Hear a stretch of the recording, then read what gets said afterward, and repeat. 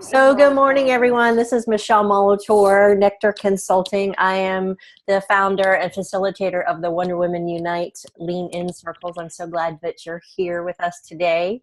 And for those of us who are new to the call, let me just give you a brief little tidbit about who we are and why I created this.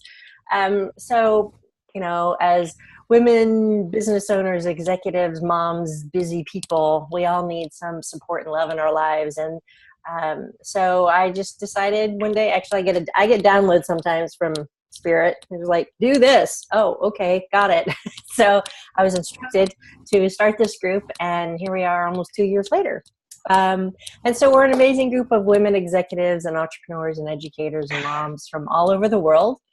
And my intention for this group is to foster rich, bold discussions that collectively help you find your voice and step into your power and reclaim your confidence so you can be the best person, the best mother, mom, sister, daughter, executive, whatever in your life, right? Because we all need that little bit of help and support. And so we meet every third Friday of the month at 9:30 a.m. Pacific time. That's 12:30 Eastern and 5:30 Greenwich Mean Time. I got an email this morning from someone. I missed the call. I'm like, no, you didn't. It hasn't started yet.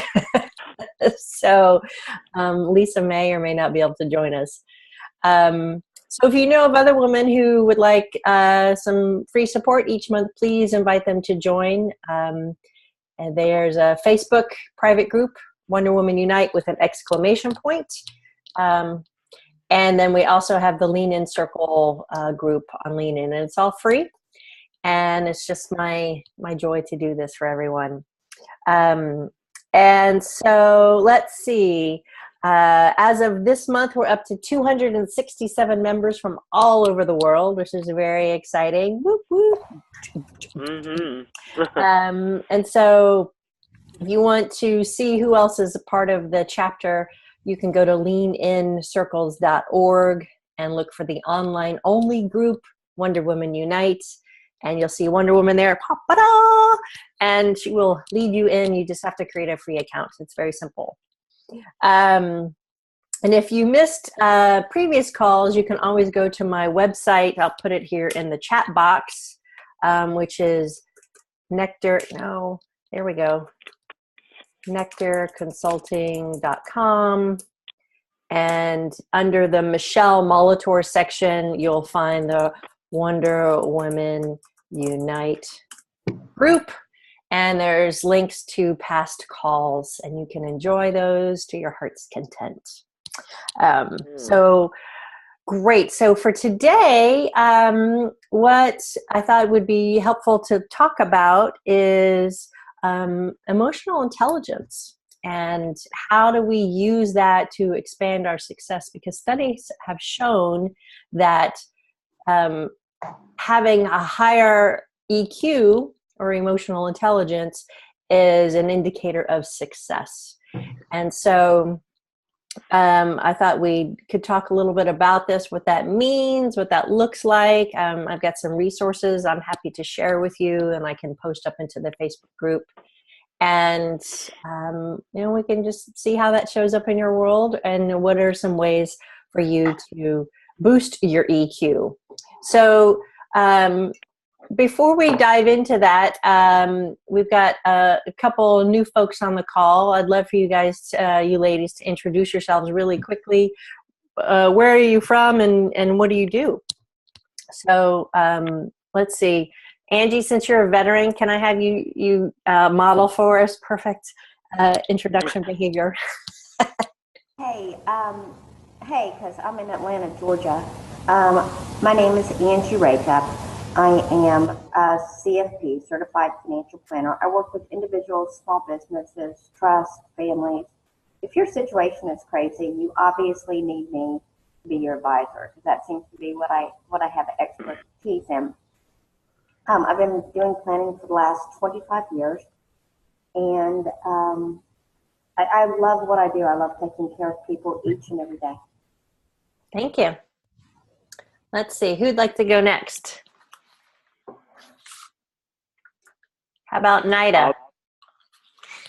Hi, I'm Nida. I am a consulting professional for a small software company, but I actually am, I'd say, like 90% retired. So I'm only doing that consulting 90% or 10% at a time. And I love joining this Michelle's call every third Friday of the month, because I get to meet people like women, like you guys, and always learning something new. So that's why I'm here. Thank you. Who's next? I'll go. Thank you, Vanessa.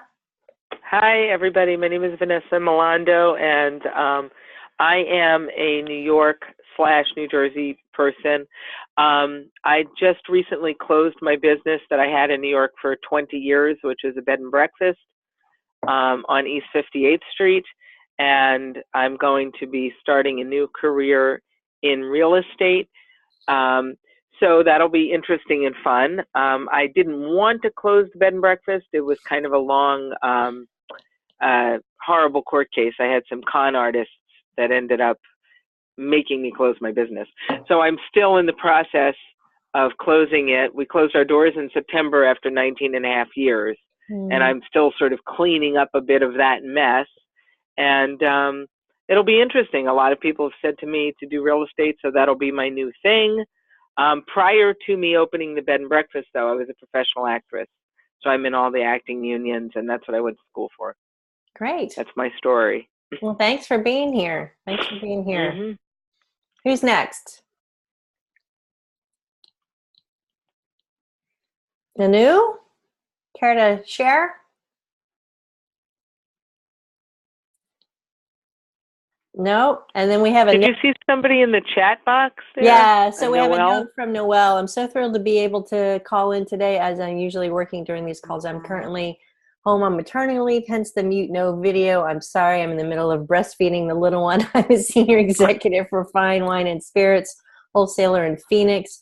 I manage portfolios for strategic suppliers, including fiscal planning, forecasting, profitability. So nice to meet everyone. Thank you, Noelle, and thank you, Wow. little baby Noelle, mama, baby. That's wonderful. Let's see, Magda, can you hear us? Yes, I can hear you. Sorry for being on mute. No video. That's okay. I'm on a train, so that's why. I'm from London, United Kingdom. So hello from the other side of the ocean. Yay, I'm from the pond. consultant, well, working mostly in digital media space. That's my first call, so very nice to hear you, meet you, and I do hope that next time I will be able to join with my video on. It's all good. It's all good. Thank you so much for being here. Thank you so much. Yeah. Hi. Hi. Oh, Hi, Anu. sorry. Hi, everyone. I had some technical difficulties on my end, so I couldn't say anything. So my name is Anu Karenwi. I am a cybersecurity consultant in Toronto, Canada. So I'm pretty new in the industry, so I'm just trying to build my career. So that's my story. I love it. Thank you so much. Thank you so much. Well, great. Well, I'm so glad you all are here. It's always interesting to see who registers and then who actually is able to show up, but it's all good, right? I'm thrilled you all are here. So when it comes to emotional intelligence, who here is not familiar with that term? Let me start there and make sure I'm covering all my bases.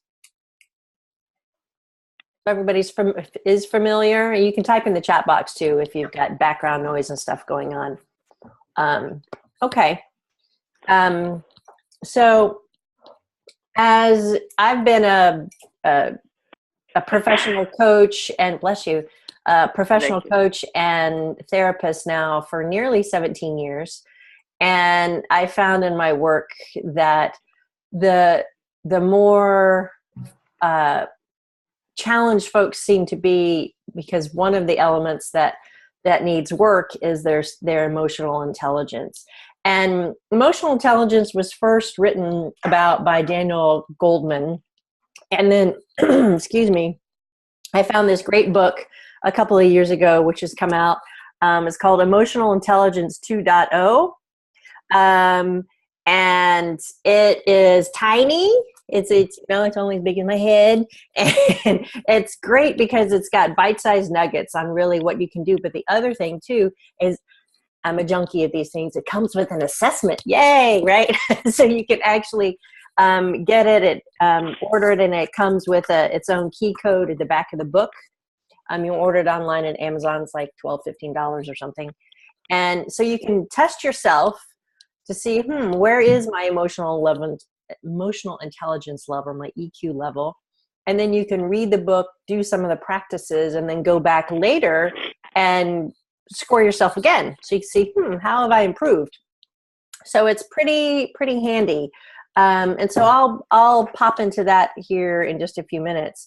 But let me just cover the 4 main components that they talk about in emotional intelligence. So the first one is personal competence. So you have personal competence and social competence are the 2 high-level buckets. And then underneath that, under personal competence, you have self-management and what am I missing here? Self-awareness and self-management, sorry. And then under social competence, you have social awareness and relationship management. So instead of confusing everyone, why don't I do this? I'm going to have some screens up in PowerPoint that I can pull up. And before I do that, let me just do this. It'll be easier for everyone to see this. A minute. I can get this to work correctly. There we go.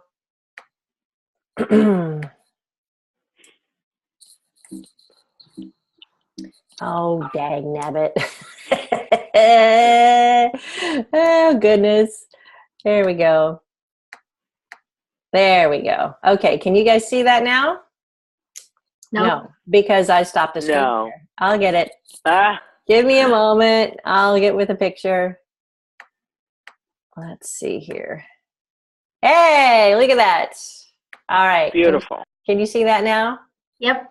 Okay, great. So the 4 aspects of emotional intelligence, under personal competence, you have self-awareness and self-management. So self-awareness is you're good at understanding your own emotions, what's working for you, what's not working for you, just kind of being in tune with your own mindset, your own body, actually listening to what it's telling you. And self-management is you're able to manage those emotions. So instead of reacting, having a knee-jerk reaction to something someone might say, you're able to let me pause, ponder, and respond, which is very different than that knee-jerk reaction. And those knee-jerk reactions can get us in trouble. I remember one time when I was in in web development, I got an email from one of the other directors, and it made me so mad, and I fired off an email back, and that just made things worse. And so I learned after that to always have my colleague can you look at this for me here really quick, make sure I'm not sticking my foot in my mouth, right? I found that to be really helpful. And then the second area is social competence, and that is your social awareness, your meaning you're empathetic to the emotional drives of other people, and then relationship management. You're good at handling the emotions of others. So particularly if you're managing other people, this is really, really helpful to be aware of not only what's going on for yourself, but what's going on over there with other people. Because when you can pick up on those body cues and what's being said and the unsaid, you can be more effective at meeting someone where they are and then gauging how you need to respond appropriately. So let me just pause there and see what questions or thoughts or comments do you guys have about this so far? I'm good. I think personal competence I'm pretty good at. Social competence, I understand it. Yeah, I would think that I think it's a little bit harder sometimes with relationship management if you're not always in the same room as the other person and you're communicating in another way. So that would be the one that I see as potentially most difficult to deal with. And that's a great point, Vanessa, especially in the world of digital communications. We think our intentions get communicated through our emails or our text messages, right? And oftentimes they don't. And that can create its own interesting challenges, right? Angie? Yeah, it adds sort of a subchapter to that. Yeah, it does, totally. Yep, very much so. I don't know that I've ever considered myself emotionally intelligent. But in dealing with finances and when you deal with people's money, I mean, all kinds of stuff is coming up for them on the other side of the table that doesn't involve the black and white things that are on the table in front of you. So much of my job is managing the anxiety in the room. And I'm very much an empathetic person, and I'm very aware of the anxiety on the other side. That comes from childhood, that comes from my family dynamic. And maintaining a very even keel of emotion in the room and keeping bringing other people back to that is a very important part about what I do. I mean, the math that I do, there's a lot to think about, but I mean, it's easy. You can do math. You can do math. Yeah, I agree. Well, I mean, I can, like, the math is just, for me, it's just doable, and there's a lot to think about and not missing any of the aspects. I was well suited to start with, and then my industry has made me even more detail oriented. But I think what has really made my practice shine is asking a lot of questions and really leaving, and Michele, you've done form work too, landmark work. Asking questions and having the capability to really leave the space open so that you don't answer into what you think I want to hear. You just really answer. Yes. That I give you that space, because there's a lot of people that you talk to and you realize, even though they asked you stuff and you participated, you really didn't have freedom.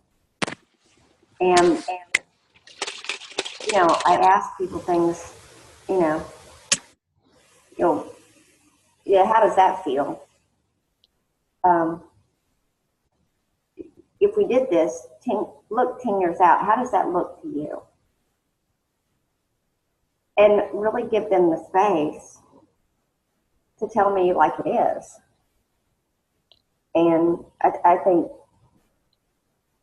I get just vast volumes of information from people, and I always walk away thinking, dear God, I'm never prepared for what people are willing to tell me. And thank you for sharing that, Angie. And that you make a really, really great point. Listening is a vital key skill of building your emotional intelligence.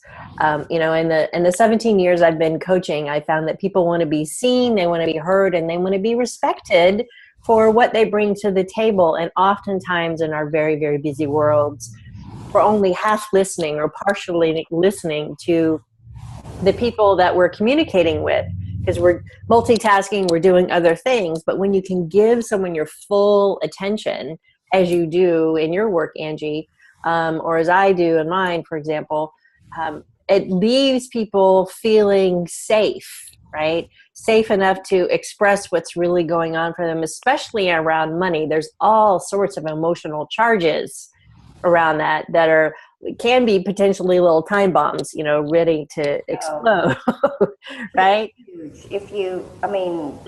Seriously, and like Michele, let's not bring up how many years we've known each other. Long time.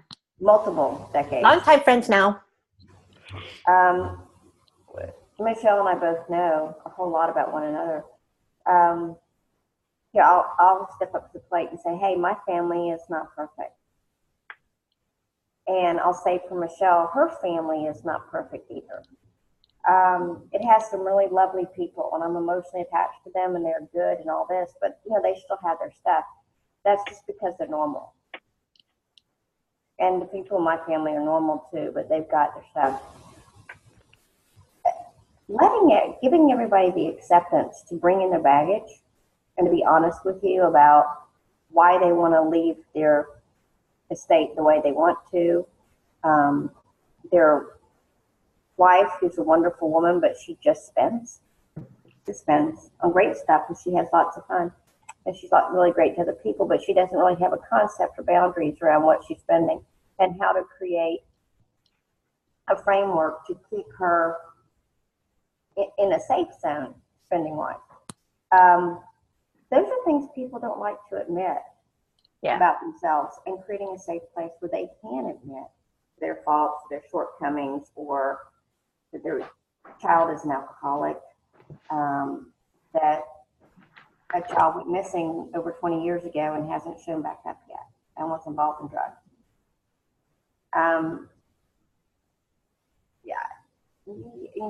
I learn an awful lot, and giving people the safe space to be really honest with you and giving them respect once they reveal themselves is really important to what I do. Absolutely. And, knowing you as I do, Angie, I would say you probably have really high emotional intelligence because you are very empathetic and empathic, and you're able to tune into the energy, the emotions that are going on in the room. And it's a muscle, just like going to the gym, you can build that muscle. I've always been very sensitive to other people's emotions. When I was a kid, I got made fun of. Don't be so sensitive. My brother and sister would make fun of me. And I've learned since becoming a coach, that's actually one of my superpowers. It's actually the mirror neurons in the frontal cortex of your brain that are picking up on the emotions of other people. And that's how we're hardwired, is to pick up on that information.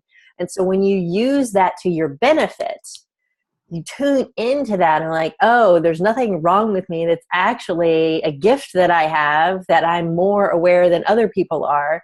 Then you can learn how to use that, not only for your own self-awareness and self-management, but also to pick up on those emotional cues of other people and, the folks that are around you, whether it's in a meeting, or with a loved one or family member, really being able to meet them where they are. So let me go to this other screen here. There we go. It's hard to do all these things all at once. Welcome, by the way, Rose, to the call. I'm so glad that you're here. Nice to see you.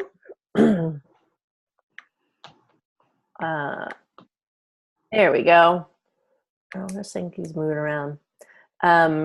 Really briefly, hey, Rose, why don't you introduce yourself really quickly and tell everybody where you are and what you do. Can you hear me? Yes, I had muted you because you were doing things. Oh, okay, because I'm on my iPad and I've never done this before. You're doing great. You're doing great. I'm sitting here eating. I didn't realize you could hear me. Well, I just met our wonderful Michele at the New York Rapid Transformational Therapy Training Intensive. It was so awesome, and she invited me to this, so I apologize that I come in late. But I'm really enjoying listening to the conversations and trying to think of how it applies to my workspace. So currently my job is I'm a project manager for Lowe's Incorporated, handling exterior projects, installation projects, and I'm moving into developing a full-time RTT practice. So I'm an artist and musician in my other life, and so I like to find a way to weave all those things into my RTT practice in terms of workshops and things like that. And I'm looking forward to communing with women all over the world and and really tapping into my Wonder Woman powers. So thank you for inviting me. Oh, great. Well, we're thrilled you're here. Yay. We've got a whole passel of people from all over. So, and for those of you who are curious, RTT, or Rapid Transformational Therapy, is something that both Rose and I have both been trained in. It's a unique form of hybrid, if you will, of hypnotherapy and cognitive behavioral therapy and neuro-linguistic programming to help folks get unstuck and remove blocks out of their subconscious so that then they can move forward more powerfully. So it's amazing work and I love it. And yeah, we can talk all day about it, but we're not here for that. So if we continue to look at these 4 aspects of emotional intelligence, so self-awareness requires self-reflection, right? To learn what makes you react and respond the way that you do to specific situations. So we all have baggage. We all have junk in our trunk, right? We all have little hot buttons all over us. And the more we can become aware of those and eliminate the emotional charge around them, then the more effective we can be, the more grounded we can be. I'm sure you all have known someone in your life at some point who would fly off the handle, right? They get triggered by something and then, right? I had this boss once. I had a crazy ass boss. And I lived in Atlanta, and he was frightening and scary, but he gave me Alice, my bird. So that's his only saving grace. But he would I'm not kidding, ladies. He drove to work one day in his red Hummer with a demilitarized bazooka strapped to the back of his car. Right, and he'd bring his night vision goggles into the office. Hey, you want to come look at this, And he flew off the handle one day at me, got all up in my face, literally yelling, screaming at me because of some little technical glitch that I had no control over. And it was fascinating. It was like some presence came up out of the bottom of my feet that I had no idea was there. And he was screaming at me, and I just looked at him. I'm like, Michael, throwing the computer on the floor won't solve the problem. And that just made him even more mad, and he stormed out of the room, but it got rid of the situation, right? So it's knowing how to be able to respond in those moments that doesn't create more conflict, right? Because oftentimes someone who's coming at you with that negative energy, with that anger, with that frustration, they want to get a response from you, so then they can tangle up with you and then make you all bad and wrong and it's your fault, blah blah blah, right? But when you coat yourself in Teflon, right, their Velcro cannot stick to you, their anger cannot stick to you, and you just maintain that, and it really helps diffuse the situation, and then they will take themselves away because they're not going to get a response. So Angie? Most people that are doing this crap do it just spontaneously. It's not a thought out way of being. My mother's interpretation of this is that when they were little, the worse they acted, their parents gave them their way to make them have good behavior. So they learned that just being a complete maniac got them what they wanted, and it shuts other people down. And what they really enjoy most is for somebody to join them in it. Yes. Like, so that it can all escalate. And what is really disarming, what really disarms them, is for you not to back down, not to shut down, and to keep approaching them, to say, look, if you would like me to I hear you and I understand you. But if you want to talk about this and settle this, you're going to have to calm down and speak. If you can't do that right now, you can leave and relax and come back and we'll talk about it. Exactly. But don't ever give up, and don't ever lose, and don't ever give in to a bully. Exactly. It won't make you popular. It won't make you liked. Don't give in to a bully. And one of the best things that I think I have ever done outwardly to train me to have that emotional thing is I have done a good amount of self-defense training. And I'm very little. I weigh like 90 pounds. And like the same size as Michelle's mom. And when someone comes at me, I know I can handle myself. I've done like, I'm no black belt or anything like that, but I know I can handle them. That kind of outward training gives you a lot of internal confidence. So when the guy's getting in Michelle's face and yelling at her, she knows she has got control of herself. You know, go ahead and touch me. This one. That gives them, straight in. But that confidence and knowing that in yourself gives you an awful lot of ability to hold your ground and to hold it calmly. Yes. No, and that's really important. And a lot of self-awareness is based in degrees of or levels of self-confidence, right? That knowingness of yourself, that you can handle yourself, whether that's I know where to go, I know how to exit, or I know how to stand up for myself and not be bullied, not be abused mentally, physically, verbally, etc.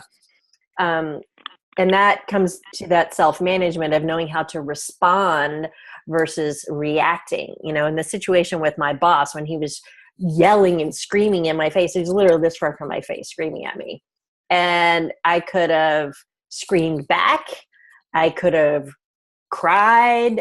And the response that came out of me was just so calm. I was like, I don't know where that came from, but that was good, right? And so I was really proud of myself for not allowing him to literally bowl me over with his energy.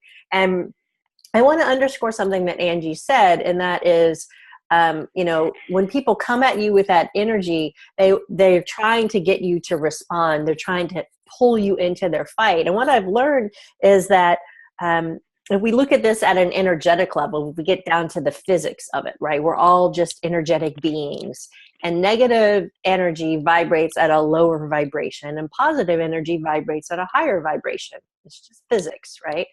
And so when someone is unhappy with themselves, they don't like themselves, they don't feel good about themselves, they have low self-esteem, low self-worth, and they're dealing that in an angry way, they're trying to make themselves feel better by pulling you down into their negative vibration so they lift themselves up, so they will feel better about themselves. And when you don't give that to them, then when the frequency difference is great enough, someone's bound to take themselves away because they literally can't be in the same space together, right? So the bully will take themselves away if you hold your ground, because and hold your vibration at that higher level, coming from love, coming from compassion, coming from I know who I am, and you're not going to pull me down into your sandpit, right? Does that make sense? Not giving them the power to rattle your cage. I mean, it's just. When I look at somebody who behaves like that, I'm just like,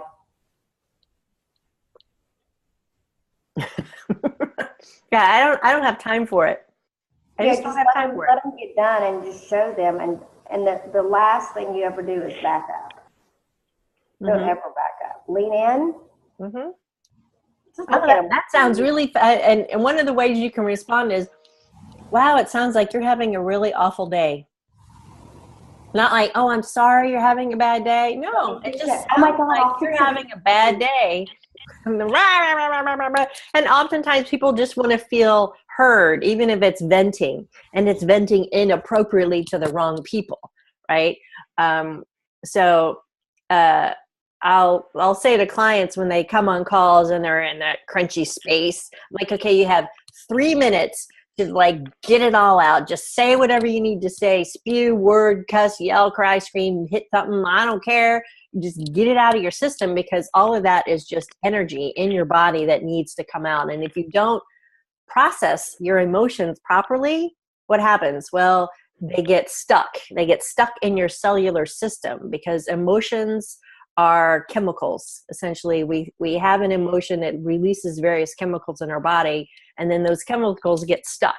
And over time, if you're not processing the emotions that you're contending with, they will manifest in your body in some physical way, whether that be your immune system going down and you get a cold, you get a flu, or you get some other more major health issue that you have to deal with. So being able to process your emotions, especially when someone's coming at you with that negative stuff, is really, really important. So now under social competence, it's that social awareness. So it's noticing what's going on around you. So I have here, what's below the water surface? If you think of an iceberg, right? There's the bit that's above the water, and then there's all that's below the water. And you can only see what's above the water. And this is where tuning in, using your mirror neurons, using your self-awareness and your intuition to tune into what's really going on over there for the other person. So, one of the favorite things that my mother does is ask her, how you doing? I'm fine. I'm fine. But you can tell by her body language that something ain't right. Something is definitely not right, but she's not willing to speak it. And so then you have to kind of play guessing games, right? And so has anybody ever had somebody in their life like that? Like, oh yeah, I'm fine. But they're actually a hot mess, right? but they're not willing to deal with it, process it, talk about it, right? And that's their thing. And so it's just getting curious with them. Like, well, so I hear you saying you're fine, but I'm getting the sense that something else is going on. What else might be going on that's impacting your mood today? Because you're not your usual sparkly self, right? So giving them that sense of compassion and a way to speak what's going on for them, if they feel compelled to do that. I know Angie does this really well with her clients, because dealing with money can be really, really challenging and overwhelming and scary. And oftentimes there can be a lot of shame or guilt or fear wrapped around that pile of money that, she's being asked to manage. And so I know the better she can understand the subcontext, what's under the surface, then it can help her more effectively choose the right path for them for the management of that money. And I think there's an important factor that, I just remember back those days when Michelle's boss was going off on her, and that was a real psycho job. You always think, I think it's human nature for us to think that it's about us. When somebody else is acting like a freak, that it's about us, and that we take some ownership in their bad behavior. Or when a client is not taking my advice. I think the best piece of advice I was given is that, 99.9% of the time, it's not about me. And that's a humbling thing. The human psyche, we're built to survive, and so we're always thinking about ourselves, not like in a selfish sense. We always are. That's the premise we come from. And and somebody is a nutbag. It's not about you. Look, can I pipe in here? Yeah, please, Vanessa. I'm just, I don't really have a question, so I guess it's just a comment. What you guys are speaking about, I've been aware of for a very long time, perhaps due to the fact that I'm a trained actress. So I would go so far as to say probably by my early or mid 30s, I was totally aware of this, which, helped because I married not one but two lunatics.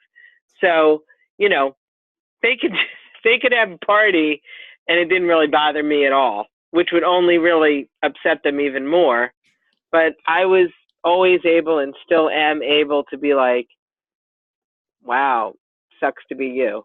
And it just doesn't even enter my world. And I've had to deal with that, many times because we all meet crazy people in our lives, and not making it about you and knowing it's about them and all that. What's interesting, so that's good, I think, and that's a healthy statement and comment. But what's interesting is that you wonder, it has been brought to my attention by both people I've been very, very close with, never in a work situation though, but people I've been very close with, friends, that I seem to be very unempathetic to them when they're going through something. And so it's a tricky line because I think that I don't want to say that rings true because I know how I am as a person.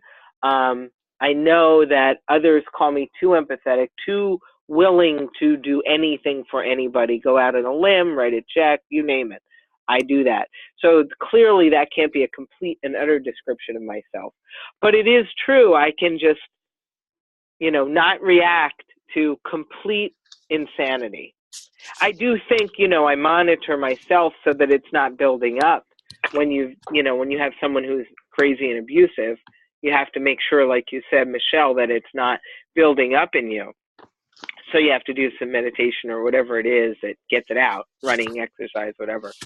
But I think it's interesting because that can be something that people will tell you if you are able to divorce yourself from the emotional insanity that's happening in front of you. Be prepared to be considered completely cold. And that's a really great point. And thank you for sharing that, Vanessa, because there is a fine line of overreacting, over responding to being completely cold, unemotional, and stoic. It's curious because my mother, who I love dearly, she's 80, is very stoic and very mostly unemotional, and I'm a big mush pot. Right, me and my dad are big mush pots, and so I've watched the two of them. My parents have been married for almost 60 years and were high school sweethearts, right? So they make a really interesting balance with each other. It's that very true, those opposites attract. And so finding that balance is really, really important. Rose, you had a comment? I can unmute Rose, lower hand. Unmute. There we go. Gotcha. Yes, I think when you stay in that neutral state where you're not reacting, that someone that's trying to engage you is going to think of you as not sympathetic, empathetic, because they're not getting the response that, they're not getting your energy. So sometimes you just have to, you can be curious. I think when you're talking about it, it's more about if you maintain that centeredness and you're curious if it's something that, you have to deal with. People aren't necessarily,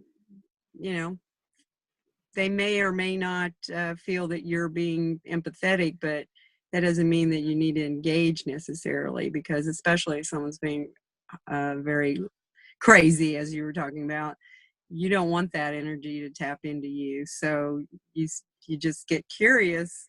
They might feel that, but definitely sometimes just being neutral is not what they want. So they're just not going to feel it. And that, like you were saying, they're going to go away because they're not getting what they want. Yeah. And that's a really great point. Go ahead, Vanessa. There have been times where I will spend a couple of moments being neutral and sort of listening and not, just not only not reacting, but not actually leaving. But if it just doesn't end, I'm just gone. I'm just like, bye. I'll talk to you when you calm down. See you later. And it's been a very interesting skill. I had some real criminals in my business, the ones that ended up closing it, and they're masters at this. Mm. And I ended up having to be in the same room with them many, many times for sometimes over a half hour, and having them yell and berate my employee and all of this. And I just like recorded it all. But it's very strange when you're watching someone go off like that. I mean, for me, it's easy for me to, like I said, remove myself and kind of sit there and wonder, where is this coming from? Are you actually mentally ill, or do you just want my reaction, or what? So I do get curious, and it's just interesting. It's very interesting. You can't communicate with someone when they're at that level.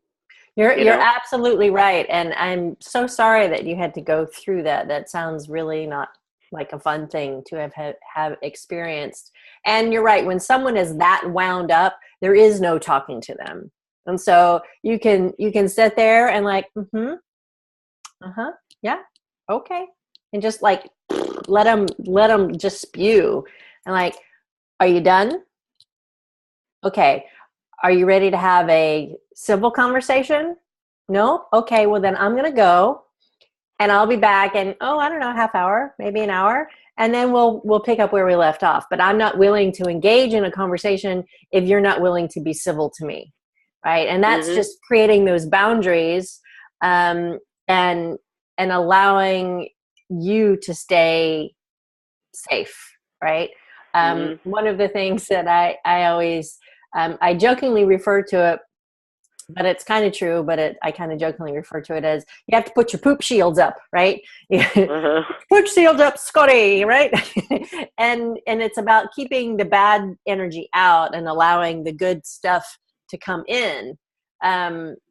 Also, you can call it your happy bubble of sunshine, right? I'm just going to put my happy bubble of sunshine up around me that allows all the radiant, wonderful stuff in and keeps the bad stuff out.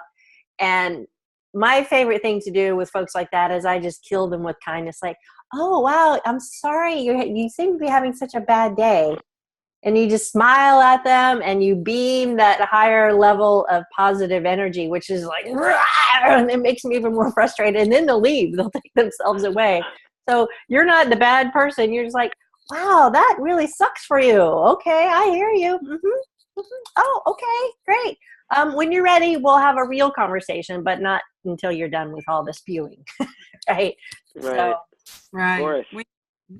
When you talk about safety, I think about that energetic safety, that allowing someone to raise your, to rob your energy or knock you out of your center. That's the kind of safety that I think about, and what Vanessa was talking about, that may appear as though you don't care, but it's more about, this is not effective communication between us, and you can't, that person needs to learn to manage their emotions so that you can have a better exchange.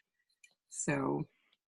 Exactly. Absolutely. And I mean, it doesn't make, I don't think it makes things any better that I'm very time sensitive to everything. Like, I've probably looked at the clock 15 times just because that's just who I am. It wouldn't matter if we were having a nice dinner together. I do that. I am time sensitive. So I hear ticks as I'm listening, and I'm like, dude, I'm dying here. Okay. I really don't have time for this. I love Happy or be on your way. And believe me, I get angry and pissed off at a lot of things that are small things. But I don't know. It's different. That if I thought there was something I had to work on, it would be that. It would be little things that interfere with my time frustrating me a lot, rather than me just kind of going with it. So I would say I would totally cop guilty to that problem. But yeah, when somebody's having their all out insanity thing, you know, I just hear the clock and I'm like, okay, 3 minutes, I'm out of here. I'm not listening to this at all. No, and that's great. That's great. I'd be curious to, you know, delve into like, oh, what makes someone that time sensitive? But again, that's another conversation for another day, right? But the other curious thing that you can notice too is as you build your emotional intelligence skills and you raise your vibration to higher levels of positivity, right? So if you think as the water line, everything above the line is positive energy.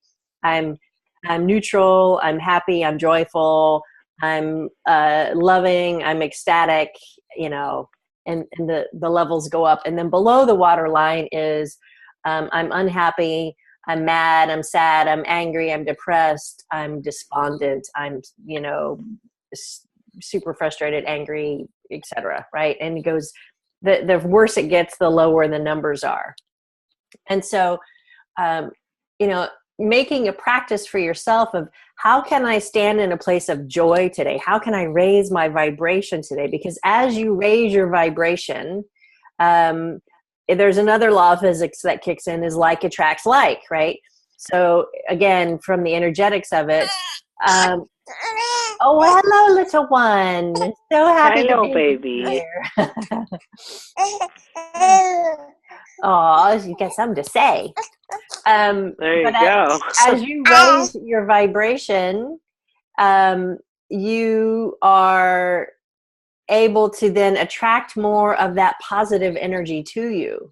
And you will start to notice, you can start to look for and see the other positive things that are shifting, coming to you in your world instead of having to go out and grab them, right? So, you know, as a learning junkie of professional and personal development, always trying to improve myself, even when things go bad, even when things go sideways and I get frustrated, most of the time I'm able to go, okay, A, what do I need to learn here? And B, what can I do to shift to bring myself out of this unhappy place and get to a happier place? Because the longer I stay in my puddle of muddle, the worse I feel. You know, it's curious in your comment, Vanessa, about being really time sensitive and the frustrations that creates around you. The one place, here's my tell, the one place that I get really frustrated really quickly is in the car, in traffic with stupid head drivers. Like, why'd you do that? It was dumb. Don't cut me off. Like, and I will get like, I'm like, and I don't know why it always triggers me, but it does. And so I was like, okay, there's something I need to work on. And, you know, out of all the possibilities of what could really get me upset, that's one, and it's pretty minor. So it's not life shattering, I don't think. But, and if someone's in the car with me, I tend to contain it. So you don't have to worry if you're riding in the car with me. I've worked on that actually recently. I would say in the past 2 or 3 months, I didn't contain it, and my 12-year-old was repeating some of the crazy car stuff that I would say. Like there'd be nothing going on, and all of a sudden she'd be like, "Drive!" And I was like, "Oh boy, this is not good." So I started looking into that, and you know what I did? I'll just tell you, you might want to try this. When you were talking about energy and like attracts like and all that, I started adopting a different philosophy for driving, and it was the philosophy of there's all the time in the world. I'm not really out of time, because if I'm projecting I'm out of time, I'm out of time, I'm out of time, I'm going to be late, I'm going to be late, that's not only making me anxious, but it's more likely to happen. So instead, I get in that car and I'm like, there's all the time in the world.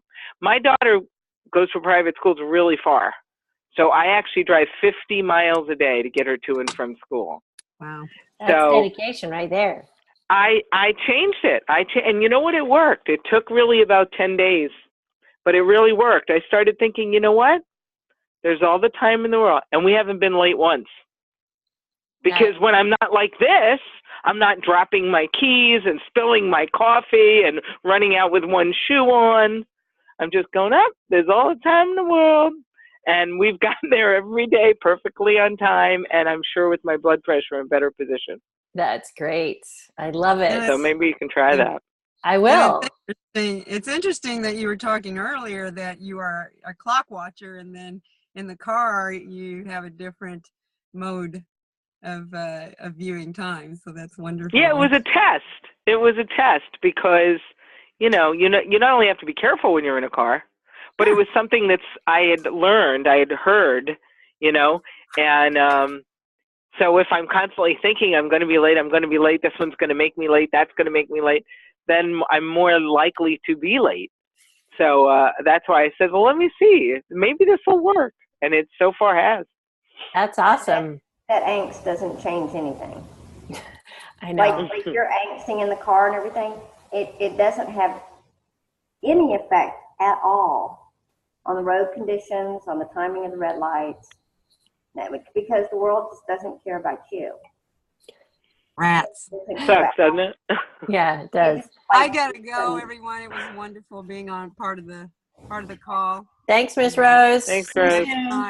Bye bye. So before we hang up, I wanted to give you guys a couple of reminders. So here's some resources, and I'll put this in an email to you. But the first one is this book, Emotional Intelligence 2.0 Sure. by Travis Bradberry and Jean Greaves.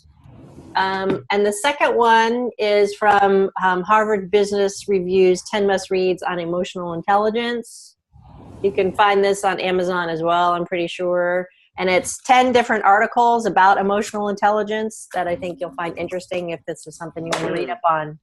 And then the last thing that I'll share with you is a document that I wrote up, Tools for Courageous Conversations That Build Trust. It's just a 2-pager. I'll include it in my email that I'll send down, but it's, tips for constructive and effective communications, essentially. So I hope you all found this conversation helpful today. Just as a reminder, our next call will be June 15th. That's the third Friday of June at 9:30 a.m. Pacific, 12:30 Eastern, 5:30 p.m. Greenwich Mean Time. And my dear friend Sherry Tom is going to be joining us. She's the founder of The Cancer Journey. She's a 5-time cancer survivor. She's amazing. And we're going to be talking about values and how to create a better work-life balance to support your good health and your good well-being and what that looks like. So if you have any questions in the meantime, please feel free to reach out to me. I'm always available. My email is michele@nectarconsulting.com. That's Michele with 1 L, nectarconsulting.com. They're in the chat box, and I'm happy to answer any questions. And feel free to please join us on the Facebook page, Wonder Women Unite, ! And, stay tuned to join the conversation in the in-between. So thank you, ladies. Always a joy to be here with you, and have a blessed weekend. And thank you for your contributions. Thank you very much. Bye-bye. All right. Thanks, Vanessa. Thanks, Noelle. Bye, Magda. Bye, Nida. Bye, Anu. Take care, everyone. Let's hope I can get off.